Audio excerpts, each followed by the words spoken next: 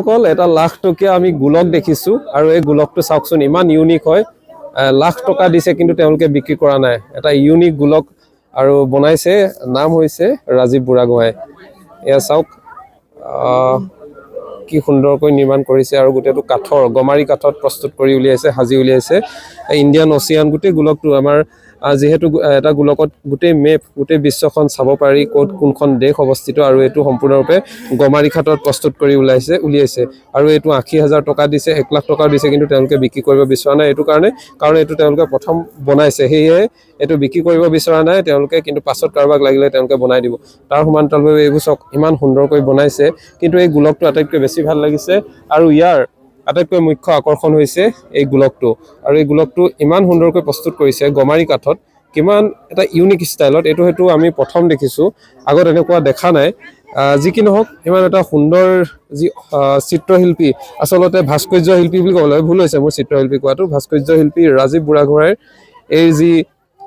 প্ৰতিভা আসলতে সঁচাই শলাগ ল'ব লাগে আৰু তেখেতৰ বৰ্তমান সময়ত বিগত সময়ত বহুখিনি তেওঁ বনাইছে আৰু যিসমূহ বনাইছে নিৰ্মাণ কৰিছে সকলোবোৰ আফ্ৰিকা বাহিৰৰ দেশতো তেওঁলোকে বিক্ৰী কৰিছে ইতিমধ্যে আৰু এয়া চাওক যীশু খ্ৰীষ্টও আছে আজি এইবোৰ দাম ৫০,০০০ ওপৰত ২৫,০০০ ওপৰত বুলি কৈছে জনাইছে আজি কিন্তু আটাইতকৈ বেছি ইউনিক হ'ল এই গোলকটোৰ এতিয়া সৌন্দৰ্য সকলোকে আকৰ্ষিত কৰিছে আৰু এই গোলকটোৰ তেওঁলোকে বনাওঁতেই বহুত সময়ৰ প্ৰয়োজন হৈছে কাৰণ গমাৰি কাঠত খোদিত কৰি কোনো ইয়াত লগাই দিয়া নাই হাতেৰে খোদিত কৰি আসলতে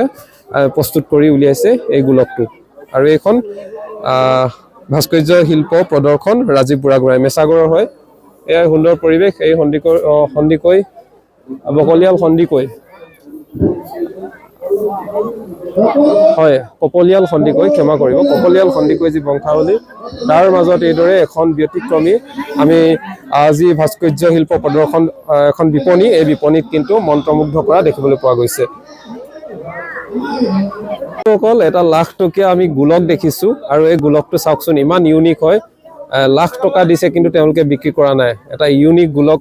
আৰু বনাইছে নাম হৈছে ৰাজীৱ বুঢ়াগোহাঁই এয়া চাওক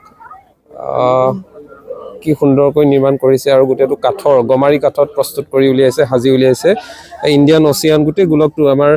যেহেতু এটা গোলকত গোটেই মেপ গোটেই বিশ্বখন চাব পাৰি ক'ত কোনখন দেশ অৱস্থিত আৰু এইটো সম্পূৰ্ণৰূপে গমাৰি কাঠত প্ৰস্তুত কৰি উলিয়াইছে আৰু এইটো ৮০,০০০ টকা দিছে ১ লাখ টকা দিছে কিন্তু তেওঁলোকে বিক্ৰী কৰিব বিচৰা নাই এইটো কাৰণে কাৰণ এইটো তেওঁলোকে প্ৰথম বনাইছে সেয়ে এইটো বিক্ৰী কৰিব বিচৰা নাই তেওঁলোকে কিন্তু পাছত কাৰোবাক লাগিলে তেওঁলোকে বনাই দিব তাৰ সমান্তৰালভাৱে এইবোৰ চক ইমান সুন্দৰকৈ বনাইছে কিন্তু এই গোলকটো আটাইতকৈ বেছি ভাল লাগিছে আৰু ইয়াৰ আটাইতকৈ মুখ্য আকৰ্ষণ হৈছে এই গোলকটো আৰু এই গোলকটো ইমান সুন্দৰকৈ প্ৰস্তুত কৰিছে গমাৰি কাঠত কিমান এটা ইউনিক ষ্টাইলত এইটো হেতু আমি প্ৰথম দেখিছো আগত এনেকুৱা দেখা নাই যি কি নহওক ইমান এটা সুন্দৰ যি চিত্ৰশিল্পী আসলতে ভাস্কৰ্য শিল্পী বুলি ক'বলৈ ভুল হৈছে মোৰ চিত্ৰশিল্পী কোৱাটো ভাস্কৰ্য শিল্পী ৰাজীৱ বুঢ়াগোহাঁইৰ এই যি প্ৰতিভা আসলতে সঁচাই শলাগ ল'ব লাগে আৰু তেখেতৰ বৰ্তমান সময়ত বিগত সময়ত বহুখিনি তেওঁ বনাইছে আৰু যিসমূহ বনাইছে নিৰ্মাণ কৰিছে সকলোবোৰ আফ্ৰিকা বাহিৰৰ দেশতো তেওঁলোকে বিক্ৰী কৰিছে ইতিমধ্যে আৰু এয়া চাওক যীশু খ্ৰীষ্টও আছে আজি এইবোৰ দাম ৫০,০০০ ওপৰত ২৫,০০০ ওপৰত বুলি কৈছে জনাইছে আজি কিন্তু আটাইতকৈ বেছি ইউনিক হ'ল এই গোলকটোৰ এতিয়া সৌন্দৰ্য সকলোকে আকৰ্ষিত কৰিছে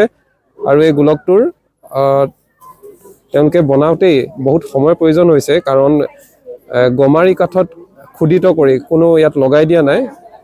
হাতেৰে খোদিত কৰি আসলতে প্ৰস্তুত কৰি উলিয়াইছে এই গোলকটো আৰু এইখন ভাস্কৰ্য শিল্প প্ৰদৰ্শন ৰাজীৱ বুঢ়াগোহাঁই মেছাগড়ৰ হয় এয়া সুন্দৰ পৰিৱেশ এই সন্দিকৈ বকলিয়াল সন্দিকৈ